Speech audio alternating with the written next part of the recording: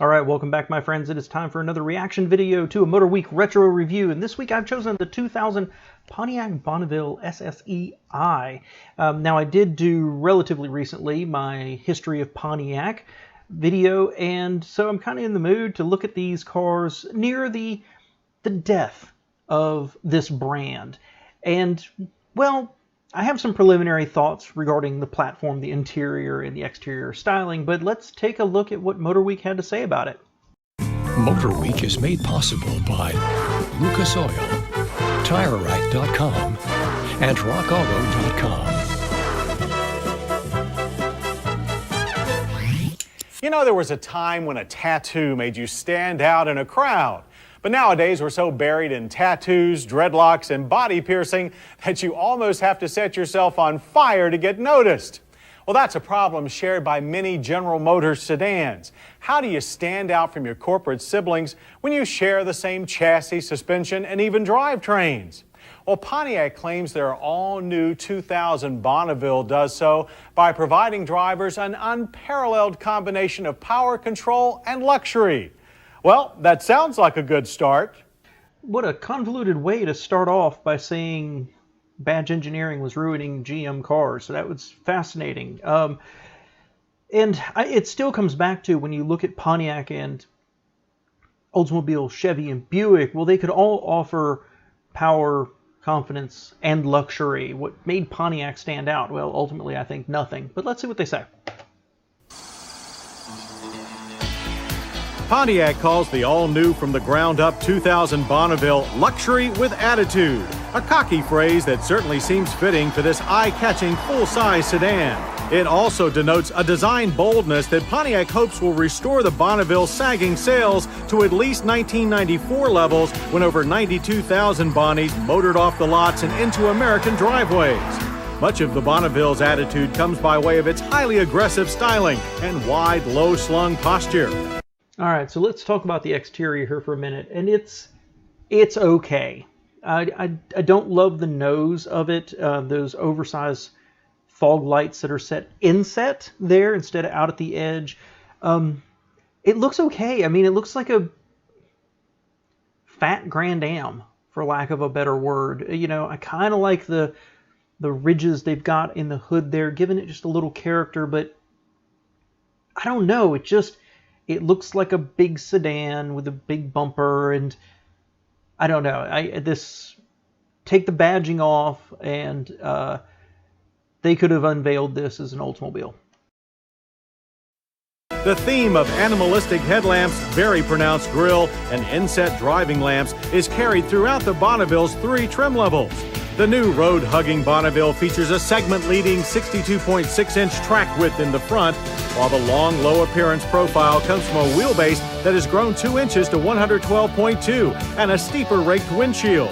SLE and SSEi attitude rides on standard 17-inch wheels and rubber, while an upswept rear deck and here a lid-top spoiler completes the Bonneville's wedge-shaped profile.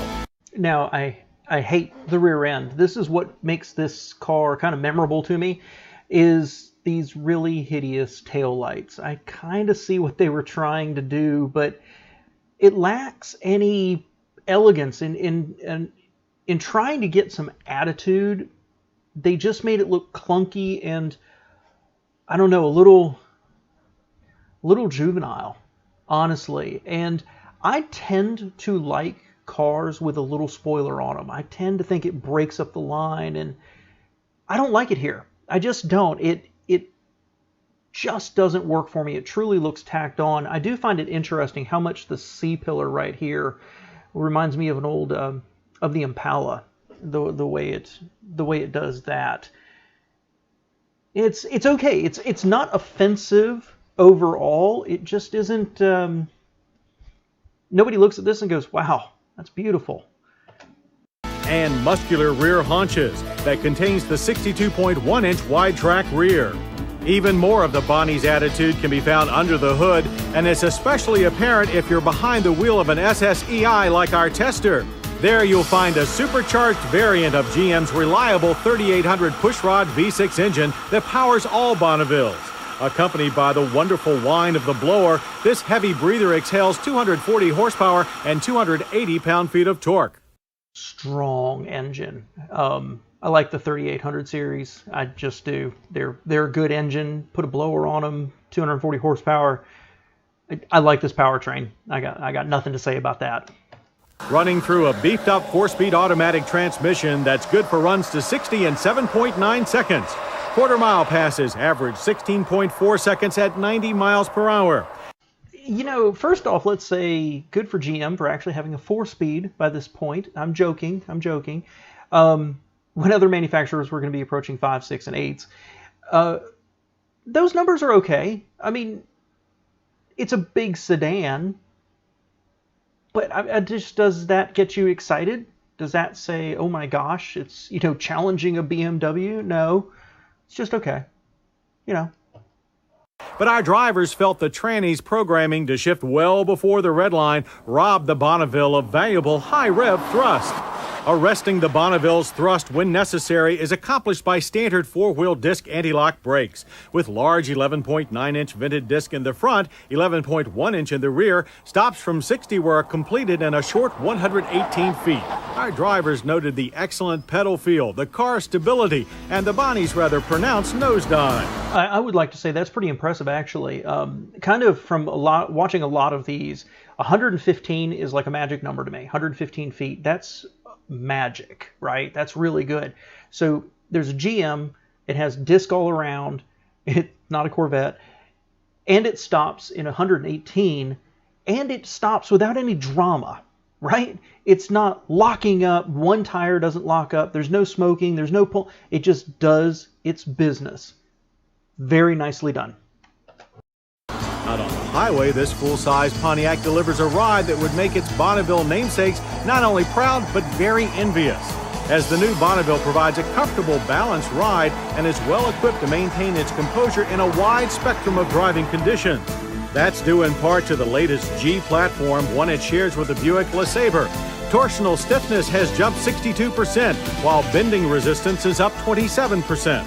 There's also the McPherson Strut coil spring front suspension with a 30mm stabilizer bar and an independent coil spring setup in the rear that features shocks with automatic level control. During a run through our low-speed slalom, the Bonneville exhibited a fair amount of understeer and a minimal amount of body roll, allowing for quick and controlled side-to-side transitions. Steering feel is light and positive, but don't expect a lot of feedback. The Bonneville also comes with 2 other weapons in its car control arsenal.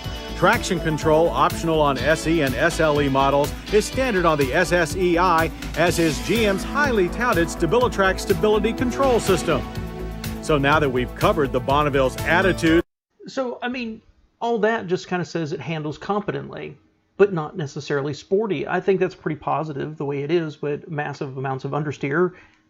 It's a big car with a big block sitting in front of it. Not a big surprise, but competent. But doesn't it feel automatically like they say, the ride would make an old Bonneville jealous, but then it's not sporty too? It looks like they're just trying to do too much to too many people. And I can't wait to talk about this interior. Oh my gosh, this is hideous. Let's get a little further and we'll see. Let's talk about yours. And it should improve once you ease yourself into the Bonnie sporty and very luxurious cabin. Greeting both driver and front seat passenger in our SSEi tester are supportive leather trim buckets with 12-way power, heat, and a catcher's mitt design that provides additional support in the event of rear-end collisions. And it's just the beginning of what Pontiac calls a driver-focused adaptive interior. The driver faces a tilting steering wheel that's also mounted with redundant controls for the stereo. It fronts a comprehensive set of red-lit gauges and an equally useful driver information center just to the right, and the available IQ head-up display that projects vehicle speed, turn signals, and even stereo selections onto the windshield. The top-of-the-line Delco Bose stereo system incorporates an AM/FM cassette CD player with 7-band equalizer and 8 speakers with ear-pleasing results. Equally pleasing in their simple functionality are the automatic dual-zone climate controls just below. A pollen filter is included too. So let me just interrupt. Lot there. There's some good stuff going on there. I think the seats look super comfortable.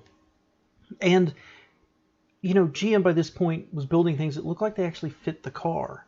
You know, the sill of the car was right there, and then the seat ran near it. Not like there was a gap there. It fit. The controls looked simple.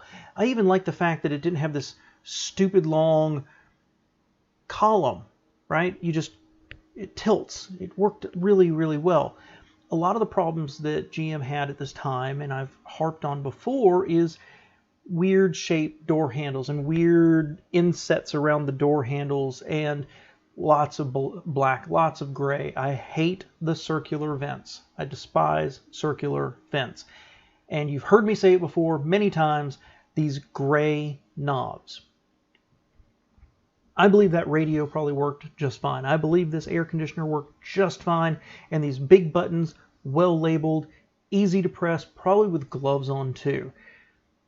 But you're spending whatever this costs for a large, comfortable performance and luxury. And there's absolutely nothing luxury about something that looks like it should be installed on a Tonka toy. That's how I feel about these buttons that they have on the steering wheel too. There's no elegance to them at all. It's childlike, and it drives me up the wall. It was, for me, one of the biggest downsides of all Pontiacs, and it was there for a long time. I know they're supporters of them, but man, I hated this. But other than that, a lot of cool equipment. Not loving the color choices, but lots of cool equipment. While little touches like a tilt while backing passenger side mirror and side impact airbags give Bonneville SSEi pilots an added measure of security, that same attention to detail is also carried over into the rear seats, where one finds ample room for 3 adults, an armrest with 2 cup holders, and concave front seatbacks for more knee room. A ski-sized pass-through leads to a large trunk with 18 cubic feet of storage space. 18 cubic feet? That's enormous. That's pretty impressive. Our Bonneville SSEi tester is priced right in the thick of the entry-level luxury niche with an MSRP of $32,250. While slightly higher priced than the Chrysler 300M, the Bonneville is far better equipped. And when matched against a loaded Lexus ES300, this Bonneville's price makes it a clear winner. $24,295 will pick up a Bonneville SE for the more budget and less performance-minded folks, while $27,995 will buy an upgraded SLE. From start to finish, the combination of a comfortable and controlled ride, nicely balanced handling, the rush of kick-in-the-pants performance, standout styling inside and out, plus a host of little touches usually found only on pure luxury cars, the 2000 Pontiac Bonneville is clearly worthy of serious consideration for premium sedan shoppers. Luxury with attitude? Indeed. You got a problem with that? So, what an interesting comparison. For me personally, I'd much rather have one of the Chrysler products over this. I think they looked better inside and outside and were just more, again, elegant along the way. And then, with the benefit of hindsight, I don't care how much more that Lexus ES costs, it's going to last longer than this Pontiac did. And I just see, just like I said in the history of Pontiac, and as I've said about Pontiacs before, I see a car that didn't know what it was. It was kind of sportily, or at least with an attitude, styled. But does that really compare with like that Lexus ES, which was boring? You know, wouldn't you rather have, if you're looking for more luxury, the Buick or the Oldsmobile at the time? The interior, it looked spacious enough, and everything seems to work fine. It had enough power, but why? If you're looking at something that's priced at kind of entry luxury, the only really thing here selling you is maybe, other than a supercharged engine, is size. I don't know. This car, it just doesn't work for me. I will say this with a giant grain of sand, that I'm willing to bet if I drove one of these, I would love it. This car is giving me just a tiny, tiny bit of the same kind of vibes I got when I did the reaction video a few weeks ago to the Ford Crown Victoria, that I could pick it apart for its size and weight and heft and understeer and all this other stuff. And I'm willing to bet if somebody was like, here, take it for a ride, I bet I'd love it, because this was right up my alley of the kind of things I liked. I just don't like some of the decisions they made in the compromises to make this car and to make it try to fit into a honestly artificial lineup that GM had between Chevy and Oldsmobile. Cool car, and if you've got some fond memories of it, let me know. I know I had family that loved Pontiacs, and they would have just gone ape over this car. But for me, it just doesn't work. Thanks for being here, guys.